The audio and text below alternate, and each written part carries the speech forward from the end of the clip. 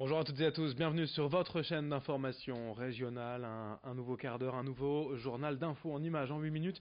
On démarre tout de suite par vos prévisions météo, du soleil encore et toujours, de nouveau des nuages par endroits, par moments, rien de bien grave, le temps devrait rester sec. Toutefois, avec encore un air frais, le vent de nord qui se maintient et du coup des températures tout juste de saison, 19 degrés sur le littoral, 20 à Saint-Omer, 22 à Lille, les prévisions météo complètes bien sûr après ce journal.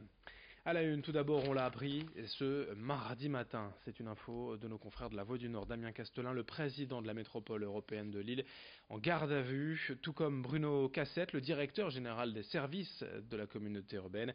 Le président de la MEL est auditionné dans le cadre d'une enquête pour détournement de fonds publics concernant des notes de frais. Le détail de cette affaire avec Vincent Vieillard. Nouveau rebondissement dans l'affaire des notes de frais de Damien Castelin. Le président de la MEL a été placé en garde à vue et auditionné pour répondre aux questions des enquêteurs ce mardi. Pour rappel, il est soupçonné d'avoir effectué des achats personnels avec l'argent de la métropole européenne de Lille, en l'occurrence des costumes, des parfums, des hammams ou encore des nuits d'hôtel à Paris. L'enquête dure depuis juillet 2018 après une plainte de l'association Anticorps et des révélations de nos confrères de Médiacité qui faisaient suite à un contrôle de l'agence française anticorruption. Dans son rapport, cette agence a aussi pointé des possibles irrégularités autour du déménagement de la MEL au Biotope qui aura lieu au printemps 2020, mais aussi à l'attribution d'un marché de relations presse à une de ses proches qui était entre-temps devenue sa conseillère avant de démissionner. Pourtant, ces dernières semaines, l'ancien maire de Péronne-en-Mélantois a rendu les 20 000 euros qu'il est soupçonné d'avoir détournés, mais ce remboursement, fait sous la forme d'un don, ne change rien à la procédure judiciaire en cours, comme l'indique la Voix du Nord qui a révélé son placement en garde à vue ce mardi. Merci Vincent, affaire à suivre, donc on vous tiendra informé. Autre information en images, la visite ce mardi matin dans la métropole lilloise à Tourcoing du ministre de l'Intérieur. Christophe Castaner avec Gérald Darmanin, ministre de l'Action et des Comptes Publics, ils sont venus rencontrer, visiter l'hôtel de police municipale dans le quartier Bellencontre, un bâtiment qui abrite un centre de supervision urbaine, des caméras de vidéosurveillance. À cette occasion, Christophe Castaner a signé une convention de coordination entre la police nationale et la police municipale pour renforcer les partenariats et mettre en lien leurs compétences respectives pour assurer la sécurité. Autre info en bref dans cette édition, le coup de massue pour les salariés de Conforama en France. Le groupe d'ameublement a annoncé la fermeture de 42 magasins, 32 enseignes Conforama et 10 enseignes magasins meubles dépôt.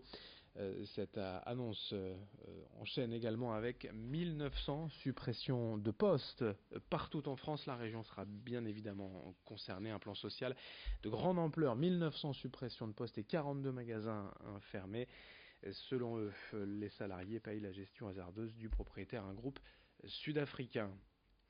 Dans ce journal est également une action de désobéissance civile et non violente ce mardi à l'île Fretin auprès de l'entrepôt logistique d'Amazon. Environ 80 militants de la COP21 des Amis de la Terre et Gilets jaunes ont mené cette action symbolique conjointement avec deux autres actions en France au siège social d'Amazon à Paris et une autre à Toulouse. Le but de dénoncer le réchauffement climatique et la destruction d'emplois en empêchant l'entrée de marchandises du site par cette action de désobéissance civile, mais surtout protester contre le projet de loi présenté en Conseil des ministres le 10 juillet, la loi économie circulaire. Les militants réclament que cette loi soit à la hauteur des attentes et exigences sociales et climatiques actuelles. Hasard de calendrier ou pas, Amazon a tout de même annoncé ce mardi, dans le même temps, la création de 1800 emplois en CDI en France dès cette année. Les postes seront répartis sur l'ensemble des 20 sites d'Amazon en France. Écoutez tout de même ce militant au micro de Lucille Berthe-Constant. C'est la caricature de la multinationale qui fait des profits en France et qui s'abstrait des obligations légales. Par exemple, en jouant sur leur statut d'intermédiaire dans la vente de distribution de produits en ligne. Ça leur permet de ne pas payer de TVA. Leur statut de place de marché, il y a un vide juridique autour. Donc nous, ce qu'on aimerait déjà, c'est que ça soit comblé, qu'il y ait une justice fiscale au niveau de ces multinationales. Amazon, c'est aussi l'entreprise qui détruit le plus de produits neufs au monde. Et ils pratiquent par leur dumping social une baisse des prix qui attire forcément la surconsommation et qui du coup engendre dans les endroits où elles s'implantent une destruction des emplois. On enchaîne avec toute autre chose. Ce journal, le retour du festival Etlin de Boom à Lone Plage du 18 au 21 juillet. Au programme de la musique traditionnelle. Bien évidemment, les programmateurs du festival vont toujours plus loin pour casser les idées reçues autour de ce genre musical. Des musiques bien vivantes venues de plusieurs pays, des musiques traditionnelles revisitées à des sauces plus modernes. Au programme des noms connus comme les Négresses Vertes, d'autres un peu moins connus, mais tous les ans, ce programme attire près de 30 000 spectateurs à Lone Plage. Le festival Etlin de Boom du 18 au 21 juillet, présenté au micro de Corentin Escaillé. Toujours essayer de sortir un petit peu de nos frontières. On était l'année dernière au Québec également. Mais c'est vrai que cette année, c'est un petit peu un fil rouge, un thème sur cette programmation du festival où on a essayé de faire vraiment un tour d'Europe de toutes les musiques qu'on pouvait trouver tout en restant sur bien sûr des musiques traditionnelles, ce qui est le thème principal du festival. Donc on va aller en Irlande, on va aller au Danemark, on va aller en Espagne, en Italie, on va même aller au-delà de la Méditerranée, en Afrique du Nord, en Écosse, et puis bien sûr en France, puisque nos musiques traditionnelles françaises sont également très riches. Et puis une image symbolique pour terminer ce journal. Chaque été, une tradition dans le Vieux-Lille, les rues de la Monnaie et de Gand devenaient piétonnes en juillet et en août. Ce ne sera pas le cas cette année. Les commerçants ont décidé de ne pas appliquer la piétonnisation en raison des travaux place Louise de Bétigny. Depuis le début du chantier, l'Union commerciale estime que le nombre de véhicules est en forte baisse dans le secteur, moins 70% à cause des travaux. Et les commerçants ont donc voulu éviter de rendre la circulation absolument invivable dans le quartier cet été. Pour les clients et adeptes des terrasses, la saison estivale s'annonce donc un peu différente. Rue de Gand, explication avec l'un de ses commerçants, au micro de Lucille Berthe-Constant. Le fait des travaux fait que la rue de Gand est aussi beaucoup moins accès aux voitures, puisque voilà, la place Louise de Bétigny est enfermée aussi.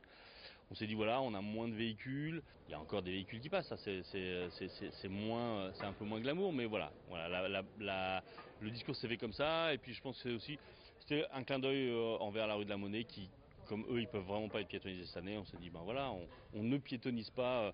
En gros, c'est tout ou rien. Donc, on ne piétonnise pas que la rue de Gand. Et on reprendra les piétonnisations l'année prochaine, une fois que les travaux de la place Louise de Bétigny seront finis. Et voilà. Fin de ce journal. Merci à vous de l'avoir suivi. Dans un instant, la suite, vos prévisions météo. Très bonne journée à toutes et à tous.